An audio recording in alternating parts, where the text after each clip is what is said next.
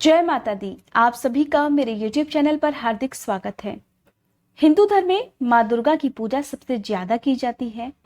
हिंदू धर्म में माँ दुर्गा ने अपने 9 अवतार लेकर संसार में व्याप्त सभी असुरों का, सभी दानवों का संहार किया।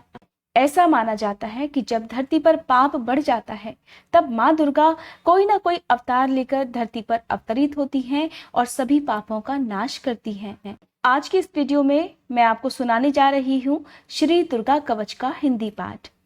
कहा जाता है कि संसार में जितने भी कवच पाठ हैं, उन सभी में श्री दुर्गा कवच पाठ सबसे उत्तम होता है और माँ दुर्गा का ये कवच संसार के सभी 18 पुराणों में सबसे अधिक शक्तिशाली कवच माना जाता है।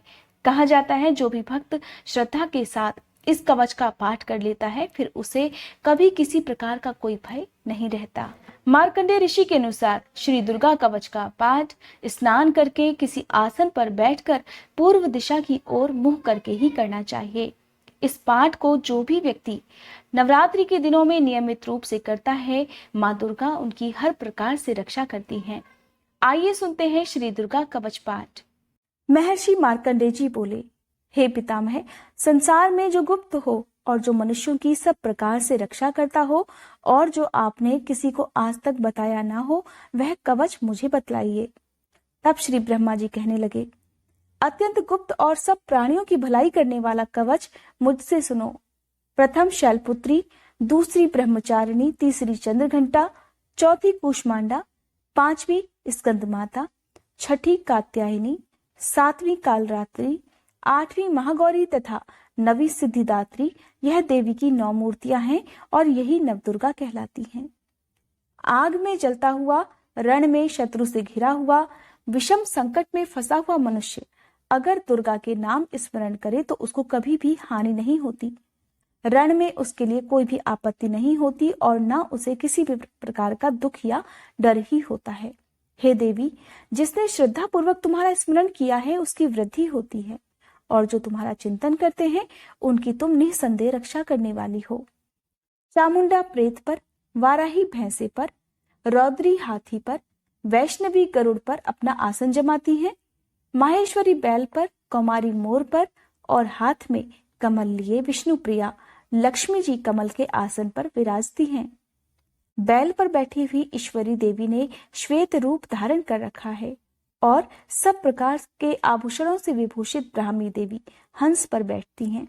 और इस प्रकार यह सब देवियां सब प्रकार के योगों से युक्त और अनेक प्रकार के रत्न धारण किए हुए हैं। भक्तों की रक्षा के लिए संपूर्ण देवियां रथ में बैठी तथा क्रोध में भरी हुई दिखाई देती हैं तथा शंख, चक्र, गदा, शक्ति, हल और मूसल, खेटक और तोमर, परशु तथा पाश, भाला और त्रिशूल एवं उत्तम शारंग आदि शस्त्रों को दैत्यों के नाश के लिए और भक्तों की रक्षा करने के लिए और देवताओं के कल्याण के लिए धारण किए हुए हैं। हे महारौद्रे, अत्यंत घोर पराक्रम, महान बल और महान उत्साह वाली देवी, तुमको मैं नमस्कार करता हूँ। हे देवी, तुम्हारा दर्शन दुर्लभ है तथा आप शत्रुओं के भय को बढ़ाने वाली हैं। हे जगदम्बिके, मेरी रक्षा करो। पूर्व दिशा में ऐन्द्री मेरी रक्षा करे, अग्नि कोण में अग्निशक्ति, दक्षिण में वाराही देवी, नैऋत्य कोण में खड्ग धारिणी देवी मेरी रक्षा करें।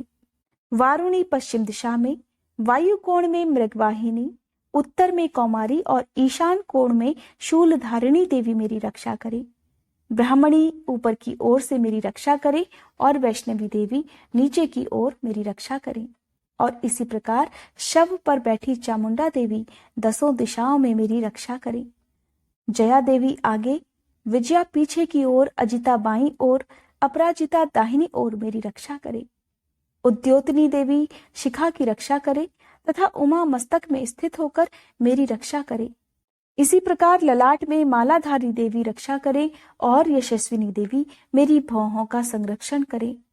भौहों के मध्य भाग में त्रिनेता, नथुनों की यमघंटा देवी रक्षा करे। नेत्रों के मध्य में शंखनी देवी और द्वारवासिनी देवी कानों की रक्षा करे। कपोलों की कालिका देवी और कानों के मूल भाग की भगवती शांकरी रक्षा करे।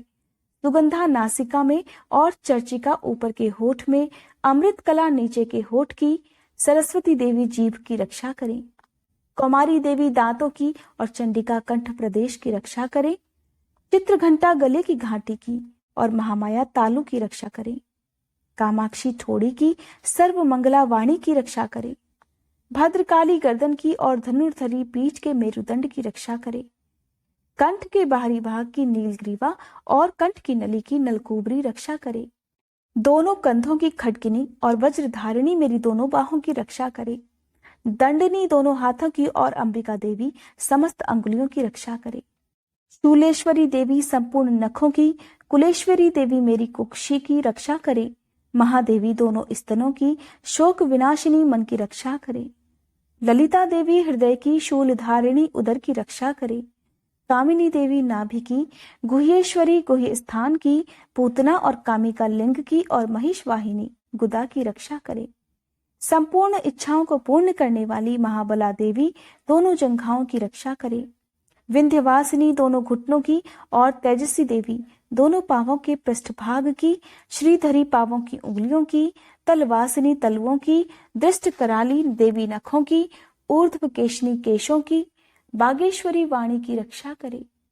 रोमावलियों के छिद्रों की, कौबेरी और त्वचा की बागेश्वरी देवी रक्षा करे। पार्वती देवी रक्त मज्जा वसा मांस हड्डी की रक्षा करे। कालरात्रि आंतों की रक्षा करे। मुकुटेश्वरी देवी पित्त की, पद्मावती कमल कोश की, चूड़ामणि कफ की रक्षा करे। ज्वालामुखी नसों के जल की रक्षा करे। अभेद्या देवी शरीर के सब जोड़ों की रक्षा करे। ब्रह्माणी मेरे वीर की, छत्रेश्वरी छाया की और धर्मधारिणी मेरे अहंकार मन तथा बुद्धि की रक्षा करे। प्राण अपान समान उदान और व्यान की वज्रहस्ता देवी रक्षा करे। कल्याण शोभना मेरे प्राणों की रक्षा करे। रस रूप गंध शब्द और स्पर्श इन विषयों का अनुभव करते समय योगिनी देवी मेरी रक्षा करे तथा मेरे सत्वगुण रजोगुण और तमोगुण की रक्षा नारायणी देवी करे। आयु की रक्षा वाराही देवी करे। वैष्णवी धर्म की तथा चक्रिणी देवी मेरे यश की, कीर्ति लक्ष्मी धन विद्या की रक्षा करे। इंद्राणी मेरे शरीर की रक्षा करे और हे चंडिके आप मेरे पशुओं की रक्षा करिए। महालक्ष्मी मेरे पुत्रों की रक्षा करे और भैरवी मेरी पत्नी की रक्षा करे।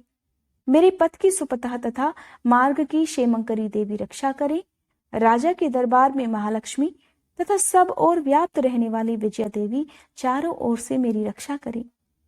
जो स्थान रक्षा से रहित हो और कवच में रह गया हो उसकी पापों का नाश करने वाली जयंती देवी रक्षा करे।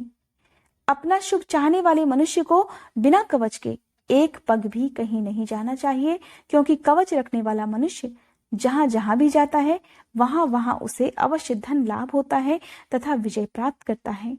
वह जिस अभीष्ट वस्तु की इच्छा रखता है वह उसको इस कवच के प्रभाव से अवश्य प्राप्त होता है और वह इसी संसार में महा ऐश्वर्य को भी प्राप्त होता है।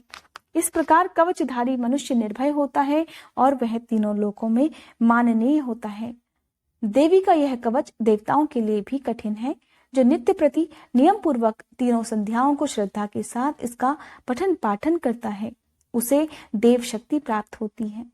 वह तीनों लोगों को जीत सकता है तथा अकाल मृत्यु से रहित होकर 100 वर्षों तक जीवित रहता है।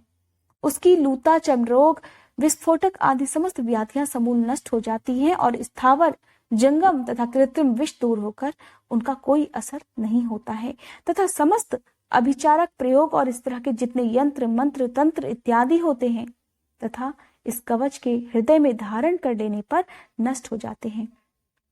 इसके अतिरिक्त पृथ्वी पर विचरने वाले भूचर नभचर जलचर प्राणी, उपदेश मात्र से सिद्ध होने वाले निम्न कोटि के देवता, जन्म के साथ प्रकट होने वाले देवता, कुल देवता, कंठमाला आदि डाकिनी शाकिनी, अंतरिक्ष में विचरने वाली अत्यंत बलवती भयानक डाकिनियां, ग्रह भूत यक्ष गंधर्व राक्षस, ब्रह्म राक्षस वैताल कूष्मांड और भैरव आदि अनिष्ट कारक देवता भी उस मनुष्य को जिसने कि अपने हृदय में यह कवच धारण किया हुआ है देखते ही भाग जाते हैं।